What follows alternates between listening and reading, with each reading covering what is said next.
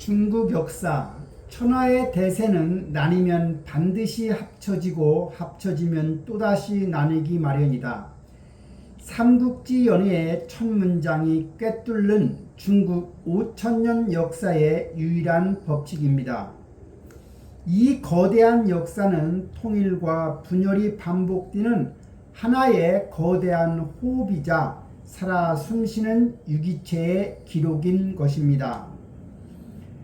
가혹한 지가 강력한 권력을 낳았고 명분은 혁명을 정당화했습니다. 첫째, 덕을 갖춘 자가 천명 하늘의 뜻을 받음으로 생각한 거지요. 그래서 주나라가 건국된 겁니다. 두 번째는 태평세대와 권력의 집중이 있었고, 세 번째는 부패와 사치 폭정, 즉 상나라 주왕의 주지 옹림, 포락 지형에 해당됩니다. 네 번째는 천명 상실과 민심의 이반이었지요. 다섯 번째는 새로운 덕성을 가진 자의 혁명이었습니다. 이것은 찬탈이 아닌 하늘의 뜻으로 규정된 거지요. 지리적 필연입니다. 거대한 황하의 치수, 즉 물 다스리는 것은 생존의 필수 조건이었습니다. 대규모 인력 동원과 통제를 위해서 강력한 리더십, 즉 왕권이 탄생되었지요. 혈연이 희미해진 자리에 피비린내 나는 생존 경쟁이 시작된 겁니다. 봉건제가 바로 한계를 맞이하지요. 왕은 중앙만 통치하고 제후에게 지방을 위임한 것입니다. 초기에는 거대한 가족 기업이었지만 세대가 거듭되면 촌수가 멀어져 결국 남남이 되는 것입니다. 결국 춘추 전국시대를 맞이하게 됩니다. 철기 보급으로 생산력과 인구가 폭발하고 전쟁의 규모가 수십만 명의 보병전으로 확대하게 됩니다. 주나라 왕실의 권위는 추락할 수밖에 없었고 천하를 차지하기 위한 양육 강식, 적자 생존의 시대가 개막된 겁니다. 난세를 끝내기 위한 제자 백가의 진단과 처방이 있었지요. 육아에 해당하는 공자와 맹자는 진단을 도덕성의 상실과 인간성의 타락으로 보았지요. 반면 도가인 노자와 장자는 진단을 인위적인 제도와 규율 그 자체가 병폐라고 본 거지요. 반면에 법가인 한비자는 진단을 인간 본성은 이기적이며 도덕은 무용지물이라고 생각했지요. 육아의 처방은 인과 예의 회복이었습니다. 바로 덕으로 다스리는 도덕 정치를 강조하지요. 반면에 도가의 처방은 무의 자연이었습니다. 즉 물 흐르듯 자연의 순리에 맡기는 삶을 강조했지요. 법가의 처방은 엄격한 법과 시스템에 의한 통제 그리고 신상 필벌을 강조했습니다. 결과적으로 서쪽 변방의 진나라는 가장 냉철하고 현실적인 법가를 채택해서 국가를 강력한 전쟁 지게로 개조했던 겁니다. 최초의 제국과 한족 DNA의 완성입니다. 진시황의 혁명과 단명입니다. 가혹한 통일이었지요. 그는 9년제를 실시했습니다. 화폐와 도량형 문자, 수레바퀴 표까지 완벽한 물리적 통일을 강조했지요. 분서갱의와 만리장성 등 가혹한 통제로 백성의 분노를 촉발합니다. 그렇게 함으로써 진승, 오광의 난으로 불과 15년 만에 진나라는 제국은 결국 붕괴되었습니다. 한나라의 연착륙입니다. 부드러운 지속이었지요. 초안 전쟁의 승자는 바로 유방이었습니다. 진나라의 실패를 거울 삼아서 법가 대신에 유교를 국가 이념으로 채택하였지요. 한무제는 실크로드를 개척함으로써 동서양을 융합했고 영토를 최대한 확장했습니다. 당시에 사마천이 등장해서 사기를 완성하지요. 오늘날 중국인을 뜻하는 한족, 한자의 기틀이 바로 한나라에서 확립된 겁니다. 가장 잔혹한 시대가 만들어낸 거대한 화학적 융합이라 할 수 있습니다. 북방 유목 민족인 선비족 등 5호는 특징이 거친 야성과 강력한 군사 무력이었지요. 반면에 남아한 한족은 동진 등 남조로 특징은 섬세한 문화이며 행정력, 불교 철학이 심화되었습니다. 5호 16국 시대, 즉 남북조 시대의 360년 대혼란기입니다. 북의는 효무제의 강력한 한화 정책, 즉 오랑캐 풍습을 금지하고 강제 혼인을 시키는 등이 있었습니다. 관농 집단이지요. 유목민의 무력과 한족의 행정력이 결합된 새로운 지배 계층의 탄생입니다. 이들이 훗날 수화, 수나라와 당나라 제국을 건설하게 됩니다. 제국의 대동맥 개통입니다. 그리고 가장 화려한 세계 제국의 탄생이지요. 정치적 분해, 북방은 강력한 군사력과 통치 중심지였죠. 대동맥 수나라는 대운하를 만들었고 2500km의 물길을 만들었습니다. 남북을 하나로 묶는 경제 혈관을 완성한 셈이죠. 하지만 무리한 토목 공사로 수나라는 단명하게 됩니다. 경제적 위장, 즉 남방은 풍요로운 쌀과 물자의 생산지였던 겁니다. 당나라의 만개입니다. 코스모폴리탄 제국이지요. 수나라의 인프라 위에 관용과 개방성을 더했던 겁니다. 당태종의 정관의 치를 보면 이민족을 포용하고 신하의 쓴소리까지 경청했다고 합니다. 수도 장안이 당시에 인구가 100만이었다고 하고 서역 상인, 신라 승령, 조로아스터가 공존하는 세계 최대의 국제 도시였던 겁니다. 유일한 여제 측천부의 능력 중심의 인재 등용이 돋보이지요. 송나라의 역설입니다. 경제의 거인이고 국방에는 난쟁이었죠. 문치주의와 경제의 폭발입니다. 전 세계 GDP의 50%를 차지할 정도였고 통행금지가 없는 불야성 카이펑이었습니다. 세계 최초의 지폐, 교자가 유통되었으며 석탄 제철업이 발달된 나라지요. 3대 발명품을 완성한 국가이지요. 화약, 나침판, 활판, 인쇄술 3가지입니다. 하지만 송나라는 군사력이 약화되었습니다.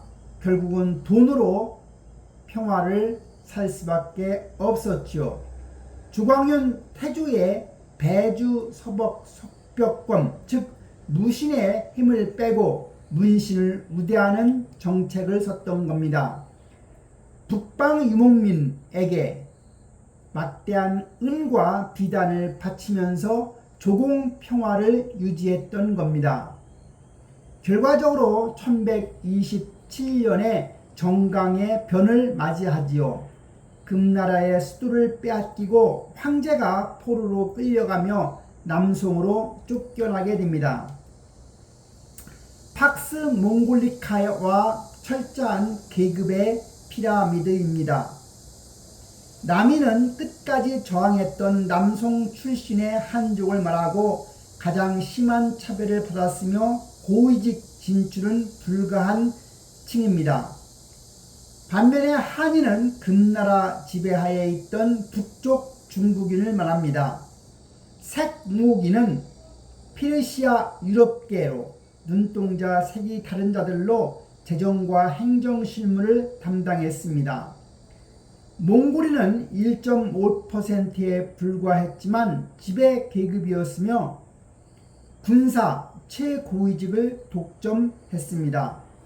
문화적 부작용입니다. 과거 시험이 유명무실해지자 최하층 한족 지식인들이 울분을 달래며 희곡이나 소설을 창작했고 이것이 서민 문화를 만들어 잡극이 발달하게 됩니다.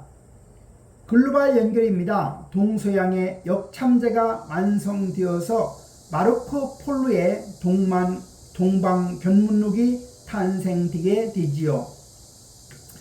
탁발승에서 제국의 주인으로 그리고 굳게 닫힌 문입니다. 주원장 홍무제의 극단적 황제 독재입니다. 가장 밑바닥의 소장농 거지승려에서 황제로 등극한 사람입니다.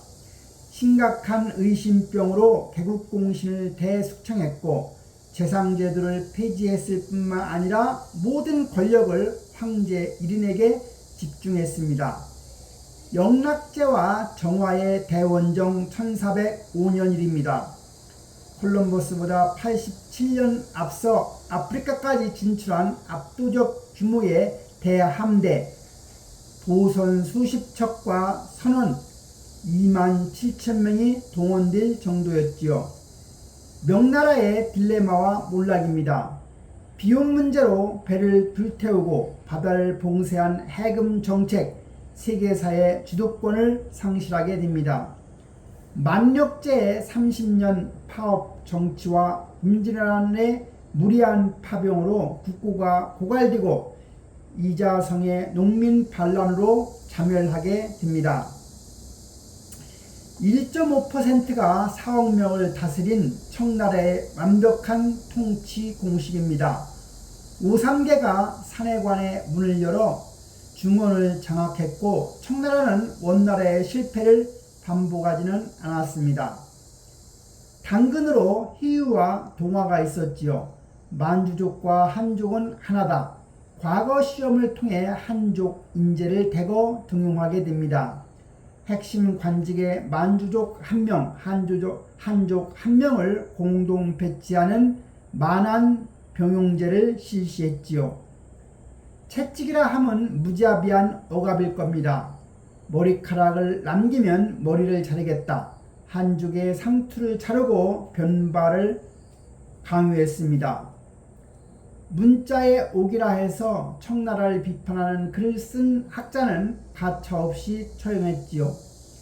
결과적으로 강희제, 옹정제, 건용제로 이어지는 130년의 전성기, 즉 강건성세가 바로 영토의 최대 확장기였던 겁니다. 잠자는 사자의 몰락입니다. 무역 적자가 불러온 아편 전쟁이지요. 18세기 영국 귀족들의 막대한 은이 중국으로 유입되게 됩니다. 중국의 차와 도자기 비단이 영국으로 수출되고요. 물론 영국의 모직물은 팔리지 않았습니다. 19세기 들어오면 영국 상인들이 인도산 아편을 중국에 밀수출했지요. 중국의 막대한 은이 영국으로 급속히 유입출됐고요. 결과적으로 1840년 1차 아편 전쟁이 발생합니다. 인칙서의 아편 폐기에 반발한 영국의 증기선 네메시스호를 공격하게 되지요. 청나라 정크선이 참패하게 되고 난징 조약을 체결하게 됩니다. 세계의 중심이라고 믿었던 청나라가 병든 종이 호랑이로 전락하는 계기가 되었던 겁니다. 2000년 황제 체제의 붕괴와 가장 길었던 혼란기입니다. 태평천국 운동과 양무운동입니다. 예수의 동생 홍수전의 농민 반란과 이를 진압해서 서양 무기의 위력을 깨달은 지방 한족 관료들의 양무운동, 즉 청일전쟁 패배로 이는 물거품나게 됩니다.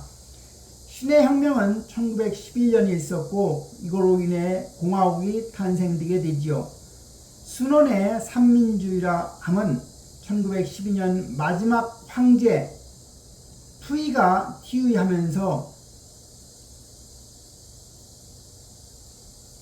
황제 지배를 종식하고 아시아 최초 공화국 중화민국이 탄생됩니다. 다시 돌아온 춘추전국 시대 내전의 소용돌이입니다. 무얀스카이 사후에 군벌들의 난입이 있었고 국민당 장제스 대 공산당 마오쩌둥이 대장정 12,500km를 도주하면서 중일전쟁을 거치며 농민의 지지를 얻은 공산당이 최종 승리하게 됩니다. 단일한 혈통이 아닌 5,000년의 거대한 용광로입니다. 현재 중국은 하나의 끊어지지 않는 선이 아닙니다. 역사의 수레바퀴가 돌 때마다 모든 시대의 파편을 흡수하여 주조해낸 복합적 합금이라 할 수 있지요. 상나라의 각골문자 시대가 있었지요. 바로 당시는 재정일치의 기원이었습니다.